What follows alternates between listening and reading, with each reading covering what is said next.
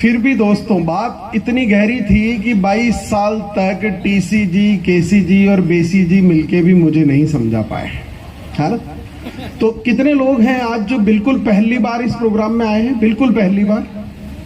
Oh very good, बहुत अच्छी संख्या है। एक बार जोरदार तालियां नए साथियों के लिए।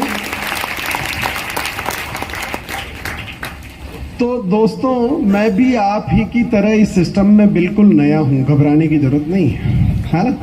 आप नए हैं, मैं भी बिल्कुल इस सिस्टम में बिल्कुल नया हूं।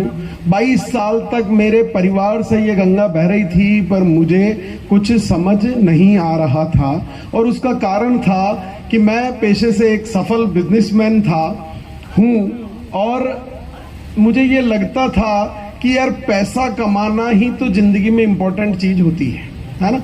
और वो मैं कमा रहा था और मुझे लगता था कि भाई कैसे भी हो पैसा कमाना है, चाहे वो बिजनेस करके कमाऊं, चाहे वो नौकरी करके कमाऊं और चाहे वो मैं आरसीएम करके कमाऊं, क्या फर्क पड़ता है ना।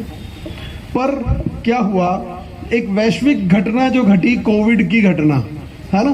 तो कोविड की घटना के दौरान एक अजीब वाकया हुआ कि मेरी फैक्ट्री जो है वो बंद हो गई। पूरा हिंदुस्तान बंद हो गया, लॉकडाउन हो गया, पूरा इंडिया बंद। तो फैक्ट्री बंद तो इनकम भी बंद। मेरी इनकम बंद हो चुकी थी और आरसीएम के लोगों के हर महीने चेक आता जा रहा था, बढ़ के आ रहा था। सोचने पर मजबूर हो गया यार मैं कुछ गलत तो नहीं कर रहा हूं, है कहीं तो इस सिस्टम को समझने की जरूरत है कि पूरा हिंदुस्तान बंद पड़ा है फिर भी इनकम आ रही है, बढ़ के आ रही है। तो इस सिस्टम को समझा जाना चाहिए। फिर इस सिस्टम को थोड़ा समझने की कोशिश की।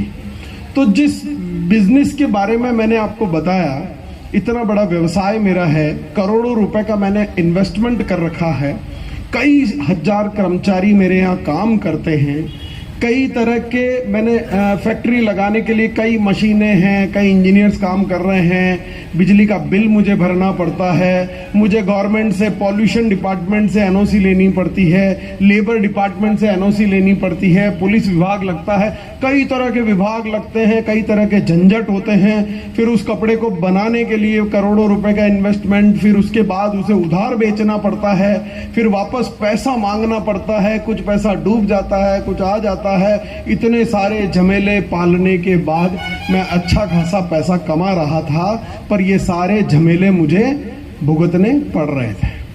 और मैंने चेक किया कि मेरी ही तरह जिस बिजनेस का मैं मालिक हूं, उसी तरह के एक बिजनेस में मात्र एक कर्मचारी के तौर पर